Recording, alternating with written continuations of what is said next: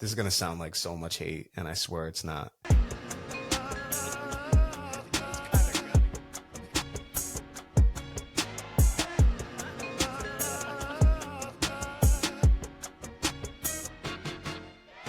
Welcome back once again to the Warner Brothers podcast. Kyle and Brandon, once again, you heard us at halftime. You heard the first part of the pod. Now we're joining once again post-game. Thunder win the championship. 103-91. What a game. What a weird game. This game was a seesaw of a game to me. Yeah. Obviously between, Halliburton's hot start. Then we lose him for not only the game, but next season, most likely. Then you get a Indiana lead, as we talked about at halftime. Indiana goes into halftime with a lead. Thunder take over the game in the third quarter, into the fourth quarter. Pacers make a quasi comeback near the second half of the fourth quarter, but can't pull it off ultimately. Brandon, what are your thoughts on the game? I know I saw what you said in the group chat about how the game was going, about, as you said at halftime, possibly a Mickey Mouse ring for the Thunder without Halliburton. How do you feel now having watched everything unfold? I think, honestly, OKC came out and did what I thought they had to do. They came out, hit open threes. Chet, like I texted you and Keenan in the group chat, Chet was a defensive force. I think he had 5 or 6 blocks tonight. He was unreal. Honestly, probably his best game of the series. And it's not even close. Caruso played good minutes. Casey Wallace hit a couple threes. Lou Dort hit some rainbow threes. Yeah, I mean, they did everything. They were active on the defensive end, kind of getting into passing lanes. McConnell kind of killed them there for a little bit. They did. I think they definitely had an issue in terms of putting Indiana away, and you saw that. I think they were up 21. They got down to 10, and I was like, all right, like we're gonna get something here, because Ben Mathurin had like 8 straight points. Like Ben Mathurin was like trying to make it a thing.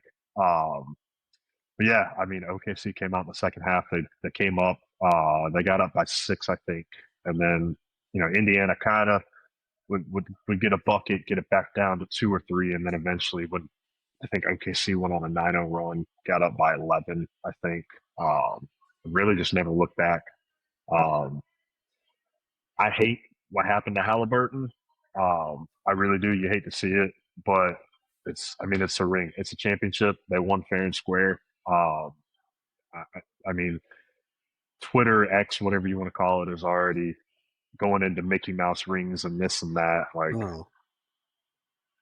they won fair and square. I mean, whether you like it or not. Absolutely. And I would say if the Thunder continue to run away with it, they got up, I think, 20 in the fourth, if not 18. If that balloons into 28, then again, it's still fair and square. I mean, we're talking about teams that have played 100-plus games into the season, right? Injuries are going to happen. Yeah. Again, they're more prominent than ever before, especially with stars for whatever reason. But the fact that Indiana, this is what's going to hurt. The fact that it ends at a 12-point game, that's right within the zone where you're like, hey, if Halliburton plays, he's worth 12 points. He's worth 7 points. Even if it's a 2-possession game, it's enough to where you can say we have a different outcome. We have a chance with 30 seconds left, which wasn't the case tonight. I got to say, I mentioned the seesaw of the game. You mentioned Benedict Mathurin. McConnell was on a tear in the third quarter. Mathurin in the fourth. Nembhard, as we said, like that's their big 3 as far as role players. They all brought it.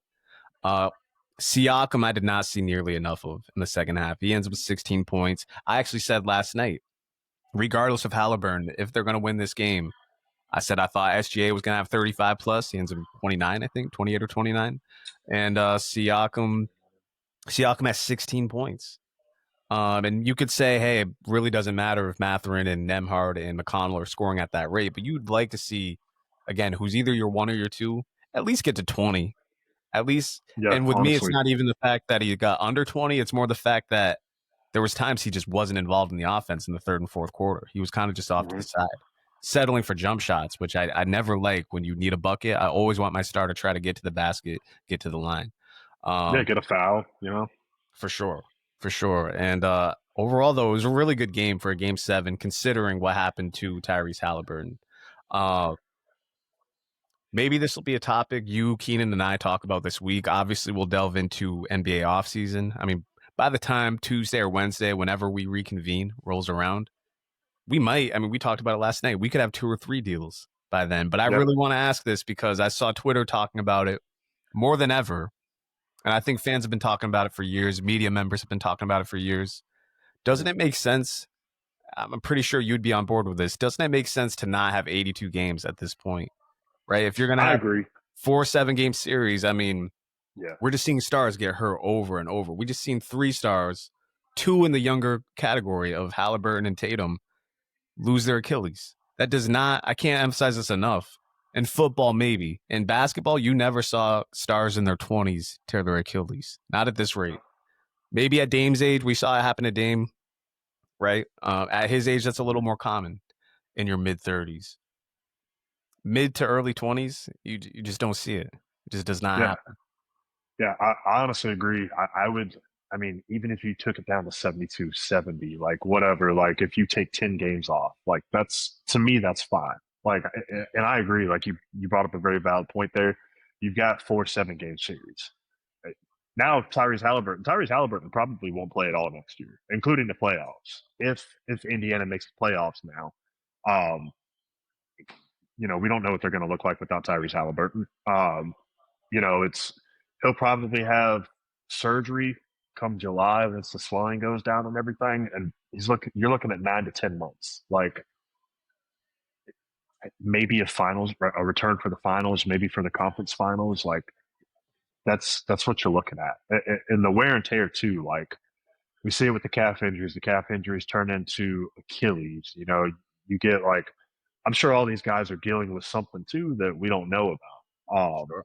Because like you said, the wear and tear. Like Indiana had long series. Like OKC had 2 straight 7 game series with Denver, and then now with Indiana. Granted, the season's over with now, but like you said, we've got Hallie with the torn Achilles. We got JT with the torn Achilles. We got Dame with the torn Achilles. I mean, there's other people. I think there was like 10 to 15 torn Achilles this season, Hmm. which is crazy because, like you said, 10, 15 years ago, you didn't really see that. And like we were talking about earlier, the Achilles tendon tear is like the NBA's concussion.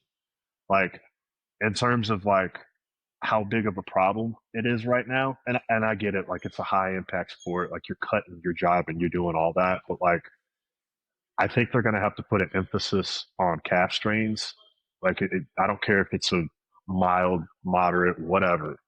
You got a calf strain, you shouldn't play because it's going to lead to that. We've seen it before. Like it goes hand in hand, your Achilles and your calf muscle. I'm all for shortened season. I think if you want to talk about player safety, trying to mitigate injuries. I mean, you've already got the awards rule in effect where you've got to play a certain number of games to get there. Um, yeah, I would say take at least 10 games off, especially because, like you said, you're playing. I mean, hell, even with you got 82 with 2 7 game series. I mean, that puts you at 96. Um, if you make the finals, I mean, you're talking potentially what 100 games, 110 plus. Like that's a lot of games to be playing. A That's lot of that's games. yeah, that's damn near approaching like baseball season. Baseball's 162 games. Like 100 NBA games is ridiculous. So it's a Like lot. It's a lot. I mean, they added that 7 game series in the first round, maybe before I even got into high school. So it's been around for, 2+ decades probably. But for whatever reason, I don't I don't understand it. The whole reason, like Keenan and I have talked about shortening the season, but all in regards to like starting it in, Thanksgiving area, and then mm, you're having games like you're having finals into July. You're making yeah, basketball a summer sport essentially. And you're getting more buy-in from these stars who, load manage, right? Now, I saw someone, it was a former player the other day who said it, and it kind of makes sense. Like load management isn't helping injury. It's almost increasing it because your body's not ready. You're taking more time off, so your body's not ready. I don't know. I think there's arguments for or against it, but it makes sense. Um, in regards to Tatum, like I say, he's pretty young when he suffered this injury, but like you said, I mean, this is a guy who pretty early in his 20s was playing in conference finals as well as finals. So he's regularly at 90 plus game seasons, right? So I mean, yeah, the more you have these young stars in 7 game series, if you're going to keep it at 7 games, which you're going to in the first round, it used to be a 5 game series. It just makes sense to shorten the season on top of everything else we mentioned as far as load management and everything. But I Yeah, think there's more than enough evidence, especially this decade, where I mean, it's just star after star after star after star, and who just I saw my bad. I didn't mean to cut you off. no, you're good.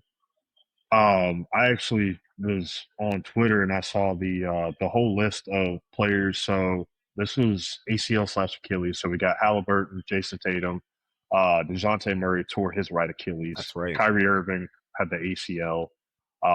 Dame Isaiah Jackson tore his Achilles. That's another Pacers player. Um, James Wiseman torn left Achilles. That's right. That's right. Grant Williams ACL, Melton ACL, Drew Smith Achilles tendon for the Miami Heat. Um, yeah, I mean ACL and Achilles injuries. I mean, I get it. It's there's a lot of cutting, driving, stuff like that. But yeah, you gotta take some days off. And again, the guys you just named who had Achilles injuries specifically, aside from Dame, I think all of them were in their 20s. All of them were Yeah, young players. I mean, it's uncanny at this point. Um, yeah, I don't think they'll ever shorten the season. They absolutely should. It makes the most sense. But I mean, I think I can say with confidence. I think you can say with confidence. I think any NBA fan can say with confidence. If we're sitting here a year from now, next late June, whoever's in the finals will probably have either gotten past a team that had a star player injured or an important player injured, or yeah. have a player of their own, like tonight, who got injured and they're a man short. Um, it just sucks. Again, yeah, it used to be that like championships were decided because maybe you had a role player that was really important to your team, or he went out for the season, or he suffered a critical injury at a critical time. But now it's like consistently your one or two guys, like not your three, like consistently your one or your two. Again, Halliburton, he probably knew the risk. I'm sure him and the training staff knew the risk going into this game, going into game 6 Mm-hmm. as well. Like it could be an Achilles. That's a little different. But for the fact for Tatum, who did not have a calf injury, Dame, I don't think this year, I think last year he had the calf injury, whichever. But like for this many to happen, you named off Wiseman and all these other guys, like it's insane.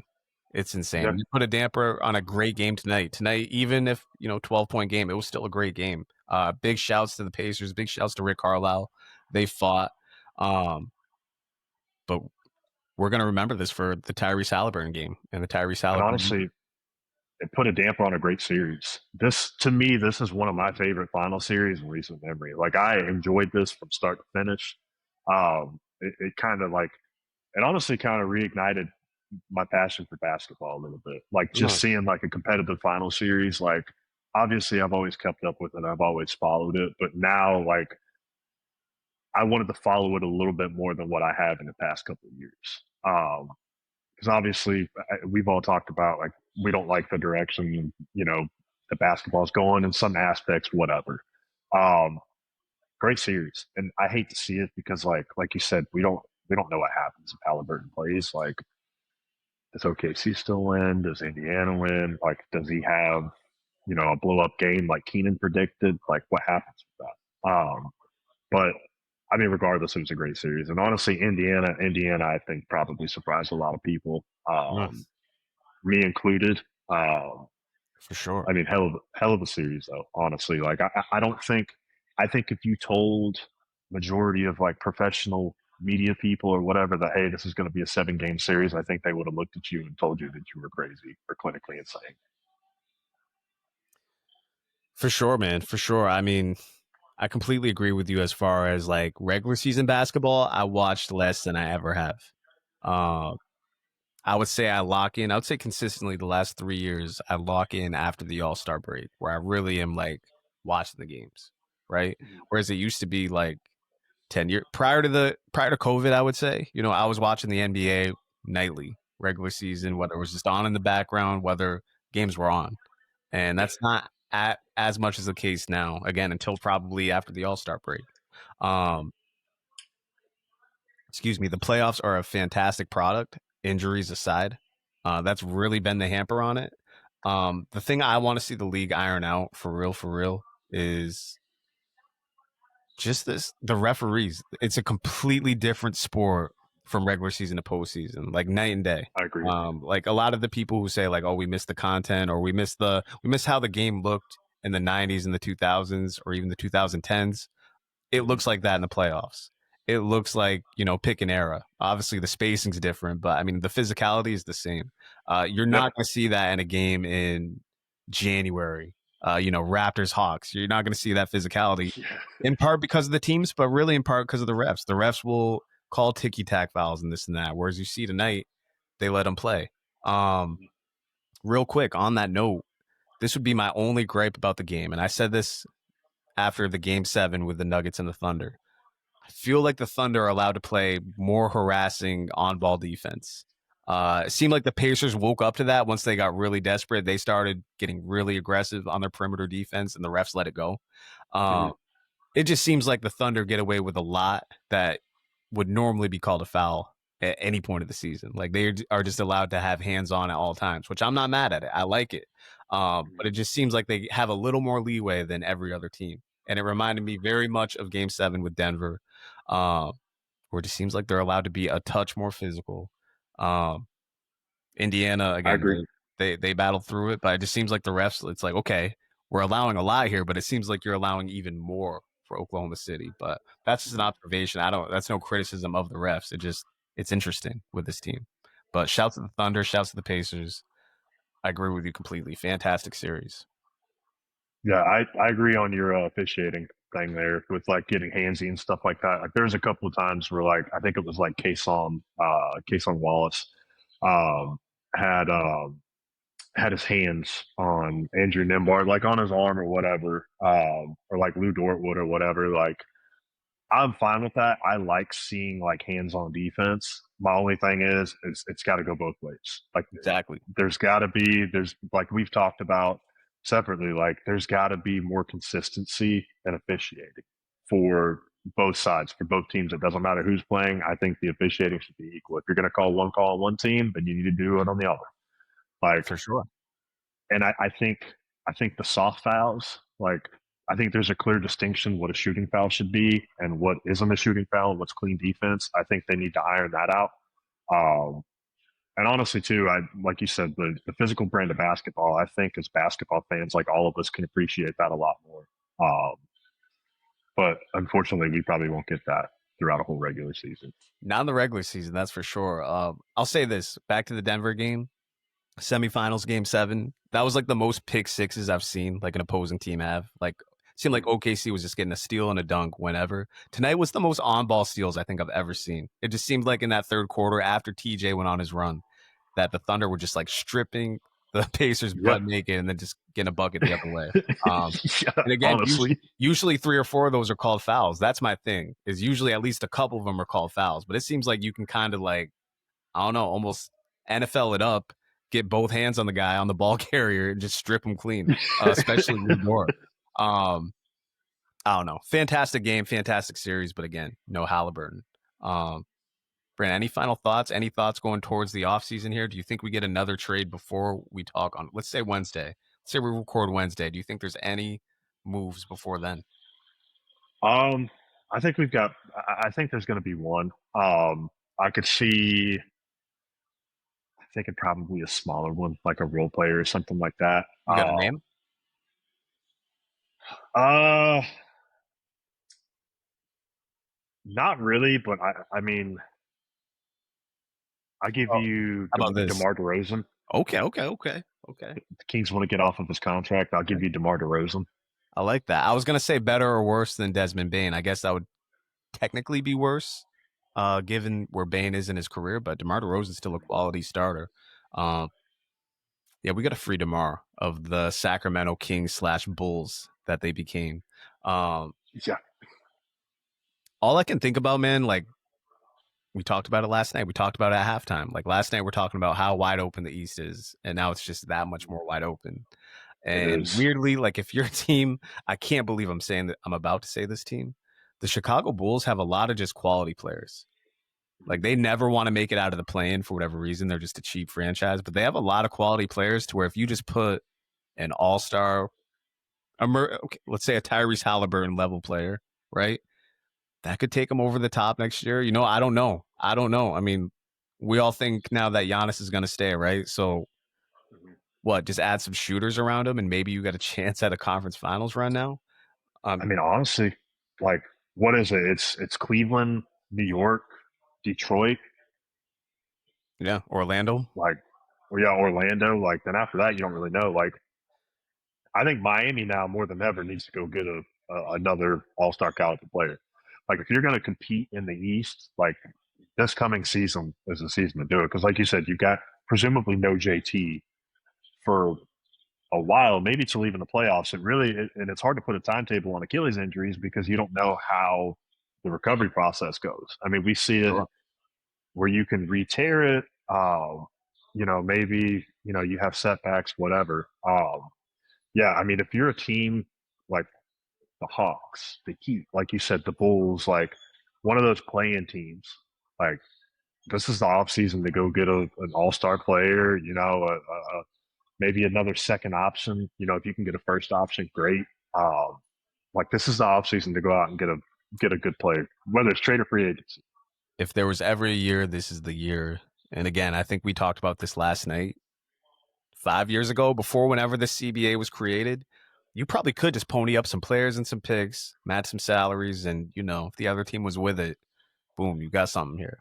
Now you can't do it. Now it's just very limited. I will say, you mentioned Detroit. I've kind of slept on them. We haven't even really talked about them much uh, as we near this offseason. Now we're officially in the offseason now. But I mean, they're a team that could have got KD, I feel like they were deep enough and had enough young pieces to where if they had KD, especially in the East, you're okay. You're probably contending for conference finals right there, right then and there. Honestly, yeah, Um, KD, Kate Cunningham, like that's a duo right there. Obviously, with their other players, Tobias Harris, Thompson, Jalen Duran, such and such. So give me this. You said DeRozan gets moved, and I guess we'll talk Mm. about this Wednesday, but give me a star you think gets moved this offseason. Ooh, We'll say um, before October 15th, we'll say. before October 15th. Okay. There's two names that come to mind. One's another King, and that's Domantas Sabonis. Um, Hmm. I think there's a good possibility he could get moved. But if we're talking actual, like if we're going like superstar or maybe just like a star level, honestly, I don't know if it'll happen, but I keep on looking at Memphis. Like, what is Memphis doing? Like, is John Moran on the block? Is Jaren Jackson Jr. on the block? Um, You and Keenan are big on this on the John Morant Triple J. Like, will that survive? So, do you think? I know I just said October 15th, but do you think by the time we get to the trade deadline of next year, do you think Triple J is still there? I have a hard time seeing it. I really do. Hmm. Like with the contract situation there, like I think it would be easy for Memphis just to say, "Hey, like we just want to retool." Like I said, I don't know if they'll do it. I don't even know if I'd do it, but like it hasn't worked out. Like it didn't. I think that's also part of the reason why they got rid of Bain. I mean, like if you got that for Bain, like what's your return for Ja? What's your return for Jackson? Like I think they need to retool, like maybe bring some other people in there. And Ja, I mean, as great as a player as Ja is, like he hasn't really taken his game to the next level. Like I don't think he's reached like I feel like a lot of people thought that like, hey, within 3, 4, 5 years of his career, he'd be a top five, top 10 player in the NBA, maybe top 15. Like still doesn't have a 3-point shot. Like he's a very, very subpar shooter. Obviously, you got the off-field stuff, and then you got the injury concerns too with just his style of basketball. Hey, if I was Memphis and somebody called and said, "Hey, we'll give you, I don't know, 4 first rounders for him," Mm. I don't know what the even I don't even know where you'd start at, but like, hey, we'll give you 4 first rounders, three, whatever, all-star caliber player, maybe a young player, like that sounds pretty enticing. Like I understand you might not want to blow it up, but I mean, it hasn't. I mean, it hasn't worked. They had that one year where they made I think it was the Western Conference Finals, right? But they went pretty deep like a couple I of think years it was ago the in the semis. playoffs. I think it was the semis Okay, the year they got Golden State and then Ja got injured yeah, that's okay. Yeah, it was the semis. because that was the year I Dallas mean, made it to the conference finals, I believe. Yes. yes, it was. Okay, yes, it was. Yeah, I mean, hasn't worked up to this point. Like, I think it's him. Like, I could see a world where Zion Williamson gets traded. Like, we're New Orleans is just kind of tired of the antics, tired of the bullshit. Like, I mean, it's crazy that the season's already over with. Like, it kind of sucks, honestly, that like because now, like we've talked about, now we're going into that phase right now where we just have baseball. Like, yeah, we get into the training camp. Like, thank God the preseason for the NFL starts in a month. But we talk about it. I think it's going to be a crazy offseason for the NBA. Like, I wouldn't be Yeah. surprised like if the news that you're getting, maybe big trades or whatever. I wouldn't be surprised if it overshadows what's going on in the NFL to a degree. Like, I think it's going to be that big of an offseason. We've had off seasons like that in the past, like especially at the peak of like the player empowerment era. Like the off seasons were wild. Like July, and the NBA would own July essentially because you'd have the Yeah. draft and then the free agency into summer league, and it was just constant rumors, constant drama. It's really what the NBA fed off, and we're getting less and less of that. But again, we've heard from a lot of prominent media people or NBA insiders that this is going to be a wild off season, and that's even without right? Possibly Giannis moving. Doesn't look like Giannis is going to move at all. Like sounds he hasn't even asked out, so he's likely going to stay, right? So uh that being said, it's the finals just ended. Before that, we had Desmond Bain and Kevin Durant move. So yeah, I agree with you. I think we're getting at least 3 moves coming out of the draft. Right. By the time Friday hits, we'll have 3 more trades, whether that's role players, DeMar DeRozan, whoever. So I could definitely see that. Um, it's crazy. We talked after the pod last night. And for the Hall of Fame game to be July 31st, we're gonna be at July 4th next Friday. Yeah. Seems quick. It seems quick. I'm very excited for September and for football to roll around, but it seems like summer's moving a little fast, so I don't really like that as much. But yeah, man. I mean, it sucks that the season's over and it had to end like this, but yeah, football's right around the corner. We just got baseball, WNBA if you're into that. But it's a pretty dry time of year.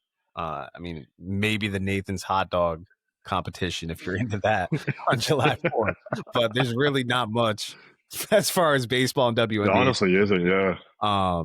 We do have the Club World Cup if people are into soccer, but I guess that's not doing well as far as in person sales. And we got UFC. You got some good fights this summer, at least. I will say that. Yeah, UFC, International which Fight that's Week been coming on lackluster. for sure. For Yeah, sure. it's So been a little lackluster. it has. It has. It's turned up a little bit. Last card was okay. Got some good championship fights. I think this card this coming weekend is going to be a banger. Um, Brent, I would like to say any more predictions, but I really think we're going to get into our offseason shit on Wednesday. So I'll ask you this. We'll end with this. Way too early predictions for the 2026 NBA season, though you gave us one last night, as you saw in the clips Mhm. earlier. Brandon Petty said one of 2 of the Thunder or the Pacers are going to make it back to the finals. So And I Thunder had the win Pacers tonight. winning the East too. Yeah, that's right. So how do Yeah. you? Let me just ask you this. You don't necessarily have to stick to that, but how do you think the Thunder will do coming off this win? Do you see another high 60s win total? Do you see maybe they take it a step back and are focused on the postseason? They're so young, it almost doesn't even matter. I feel like, honestly. How do you feel like they're going to do next season? What's it going to look like? Tell me. I say high 60s. Like, to me, like, in my honest opinion, it's very hard to go against that because of how young they are. Mm-hmm. Like I was talking about Halliburton last night, I think you have to factor in like player development and progression. Like, a lot of people fail to realize like Chet is relatively young for an NBA player. Like, he had the injury, he hasn't really had a whole lot of time on the court. Like, I feel like he can get a lot better. If he puts on some weight, I think that's his biggest thing. If he puts on 15, 20 pounds, I think that would work wonders for him. Um, Obviously, Shea, reigning MVP, reigning finals MVP. Like, I think you know what you're getting out of him next year. Jalen Williams, same thing. Honestly, the role players, like, Kason Wallace, like that's a young player with a high draft pedigree. Like he's probably going to take a step forward in his development. Like you've got Alex Caruso coming back, you've got Hartenstein coming back, you've got Isaiah Joe and Aaron Wiggins under contract for like the next 3 years, and two, you got Nikola Jokic coming in, Very true. Yeah. who Yeah. was their first round draft pick in this year's draft, was a Lottery pick consensus too, top, right? yeah, I think lottery they got pick, him and he was high, and a if not, he was at least touted to be that high. regarded as a top five-ish player in the draft. Only reason being is because he tore his ACL. Yeah. And they've got draft capital in this draft, and a pretty decent draft as well too, with a lot of good players, a lot of value down the board. Yes. I think they've got a good chance to repeat. Like I like the makeup of the team right now. Like you've got a lot of team control for a lot of the guys are on the books on contract. Honestly, too, there could be another level for Shea. Like as crazy that is to say, like Very true. with how young he is, like it's possible. Like if Chet, like I said, if Chet puts on weight, if he takes a step further in his development, like I said, I think it's between them and Houston, but I'm still taking OKC out of the West next year. Like I just think makeup, like head to toe, like I think they're the best team in basketball. They're scary. I've said to Keenan, somewhat jokingly, but somewhat serious, that like OKC's built for the next 15 years. Again, it's half sarcasm, but I mean, like they got so many draft picks stashed away. They got so many draft picks still coming to them. They've got so Yeah, much good young talent on their bench. Young talent, obviously, in their starting five, like we said, Chet, J-Dub, SGA, obviously. Like you said, the SGA could go up another level. Um, I feel like they're gonna be like these football teams, honestly, like football teams who have these loaded rosters, and then eventually you got to pay up. So what do? You either cut bait or you choose you're gonna pay, and then you replace everyone else via the draft, and you're able yeah, to have these 4 to 6 year windows where maybe you're not in the AFC Championship or you're not in the Super Bowl every year, but you're at least a playoff team. And yeah, OKC looks like they were built for whatever the CBA is, much more than every other team in the NBA. Like they're just going to be able to replenish. They probably will lose one of Chet or J Dub in 2 years. Maybe not. Maybe Presti plays it the other way with how hard Ibaka and that whole situation went. But assuming you can't pay both and you got to lose one, I think they're going to be okay. I think they're just going to have enough young talent to like reshape their team. Let's say they got rid of Chet. Okay, we're not going to be a team with size anymore. We'll build it this way, type of thing. You know what I mean? Like they just seem so built honestly, yeah. whatever way they need to go. Um, it's scary. It's scary. They're just gonna have so many like replenishments, honestly, as far as their role players go. Um, They picked 15th this year, and they picked at 24 that's scary. Yeah, on Wednesday night. you just don't see that with someone who Right. wins. You usually have the very last pick in the first round and the second round, and they're picking, like you said, 15 and 24. Last thing about topic that we didn't even say, like you'd know better than me. He's like a 6'7" point guard, right? Like 6'7", 6'9". So like Yeah, he's a big big guard guard. and like a true point Um, guard too. Like loves to dish the ball. Like a oh special God, type of yeah. player. Could be a special type of player, I should say. But either way, I think will be a force. Either way, I think will fit in seamlessly and give them a new dimension. So Lead guard off the. I mean, like a point guard off the bench, like lead guard, because then you could put Wallace two that moves Wiggins back to the three. Like, I that's a mean, very it's set a it's a good problem to have. I mean, but for you're adding sure. him like, I mean, they're picking at 15. They're picking in the range where like Derek Queen could be at from Maryland. Like, could you imagine adding a guy like Derek Queen, um, Carter Bryant, like as far as Yakachonis? Like, if they added somebody like that, like, I mean, Not only that, they could even sit at 15. You could say, "Fuck it, let's package 15 and 24 and a role player and just go get someone." I mean, honestly, yeah, and if they wanted to, I mean, we joke about this, but if they wanted to, they have enough assets to where they could just go get Giannis tomorrow. They're not going to do that, obviously, but like that's how well prepared they are for a superstar. They could just do that. yeah, They're just. I don't think I've ever seen a team this well equipped with young stars and draft picks, probably since like when the Celtics got Tatum and they had Kyrie and Jalen Brown. Like they had a lot of players and picks then. Philly obviously did too in the early years of Embiid and Simmons, but Thunder have it to an extreme degree, even honestly. So I want to see how many picks they have in the next couple of drafts. I'm curious because I know they're loaded. it's got to be Um, double digits. It's got to be in the. bro, oh my god! So yeah, they got the two first rounders this year and a second. Next year they have three firsts, one from Philly, one from Utah, and their own pick. Um, they have a second from Dallas or Philly. That's a swap. 2027, they have Denver's pick. That's a protected 1 through 5. They can also swap that. They have 2 seconds, 2028. They have a 1 and then 3 second round picks. And then 2029, they have, Jesus Christ, they have 2 1s and 1, 2, 3, 4, 5 seconds. Jesus Christ, and that's just the rest of this decade.